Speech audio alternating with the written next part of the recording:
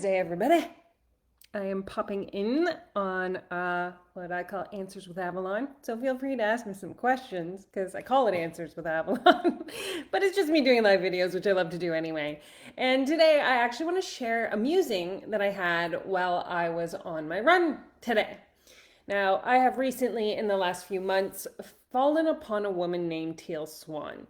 And you can look her up, tealswan.com, but it's an Instagram thing. I love Instagram. I'm at Avalon Starlight Coaching if you want to come and play with me on Instagram because it's my favorite platform in the land right now. Kind of hung up on these reels. Like it's like my inner actress comes out to play. And I was listening to this video and it really hit me. It really hit me because oftentimes with my husband, one of the things that really frustrates me and makes me want to scream is when he says like I'll save you from doing something, like I'll save you from mowing the grass, or I'll save you from taking out this garbage, and I'm like, you do not need to save me because I am an independent woman and I do not need you to do anything for me. And so it was interesting because this is one of the things that I'm working on in couples therapy with him. In this video, I just picked one and I started listening to it, and she's like, interesting.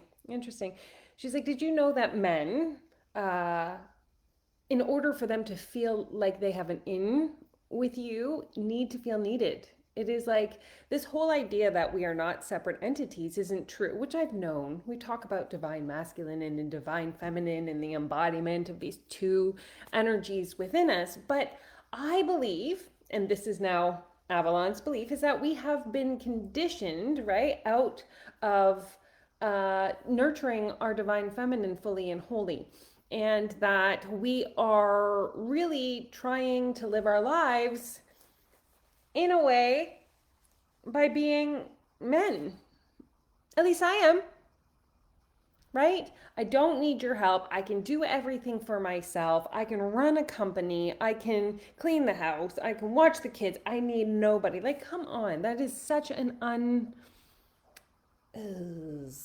what's the word I want to say? Unavailable. That is such an unavailable way to be.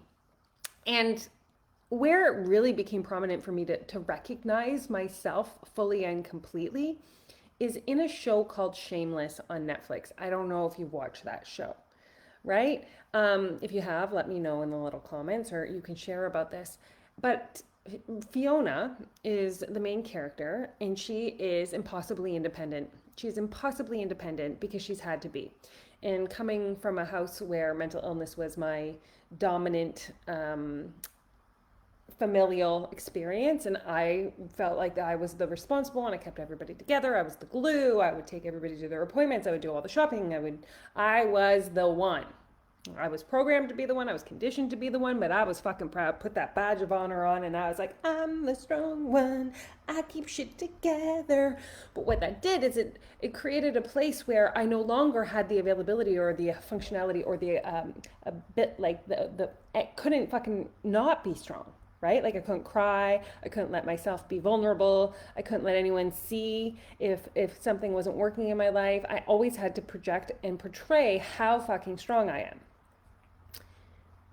Weeks, right? But that is a condition that men have been programmed in. You can't let anyone see you be vulnerable. You can't see anyone let you cry. You have to be strong all the time to support your family, to support your so I find it interesting today, and this is amusing, and I would love everybody's opinions. But what if we didn't try to be like men anymore?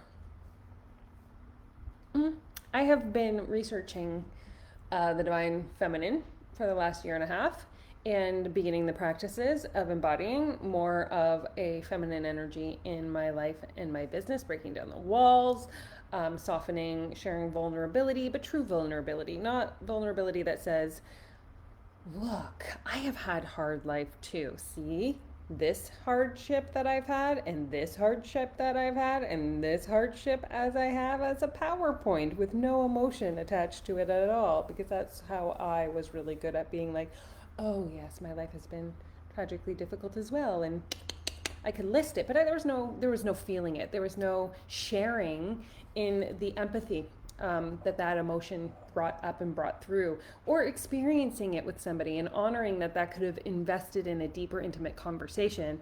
I would share and be like, and these are the facts. And then if somebody wanted to lean in, I'd be like, no, we talked about that. We're fine now. We don't need to go a little deeper. But the divine feminine to me, and if I'm going to go back to shameless, is like Sheila, right? And I was thinking about this when I was thinking about the feminine and the masculine while I was on my walk and my run and listening to Teal Swan literally say that when the revolution happened, like not the revolution, like, yeah, women's rights came into play, we just started to act as though we were men. Those are her words, but like women's rights. And then we adopted, like, we had to show up as men in order to live in that realm of men. And one of the things that she also said that was really, really significant and stuck with me is that spiritual teachers oftentimes are men. There's not a lot of spiritual teaching women on stages because she's someone who goes on stage. And she does hers where she sits on a couch and people come up, and men are always in her industry saying, and this is Teal Swan talking, this is not Avalon talking, that like, why don't you, like, you stand on stage and just teach the messages, teach the lessons? And Teal's like, because I'm a woman. And the engagement and that interaction is what is so powerful to me. Like, I want to ask a question and have them answer and feel like we're engaged. And the reason I bring that up to Sheila in Shameless is because Sheila is like constantly like nurturing and caring for people and loving and loves to have people around her and creating community. And, you know, she's soft and honoring and just like a little bit wacky. But at the same time, we have these like two characters, this Fiona character, which is this driven masculine energy, go strong, don't let anyone in. And we have this Sheila who is soft and honoring and just basically falls in love with every human that comes in her house. And there's to me, this shows very powerfully the polarity of these two aspects of the divine feminine in excess of both. So my musing today is, what would it feel like if we did everything and just claimed it from the level of the feminine, right? Like with that, I'm doing this from the space of softness, of emotion. Like like women tend to be like water, right? It's who we are. We're emotional beings. We connect at the deeper level. We desire depth and you know, we want to go to the crevice of every conversation and wanting and yearning for that, like just that sensual closeness and intimacy, and I just want to know more and, you know, share and like, but that is in essence how we are made. It's in essence how we are made. And so it's an invitation to, what would that feel like? What would that look like in your business, in your life, to tap deeper into this? I am a woman and I lead my business as a woman, and I do not want to be in the world as a man or doing manly things because I am fully woman, and I need men in my life.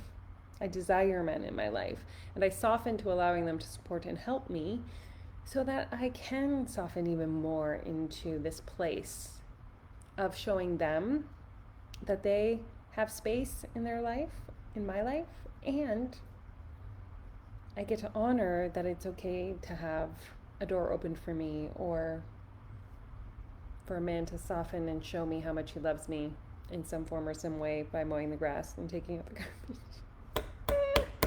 Anyway, this is my musing. Let me know your thoughts. What comes up for you?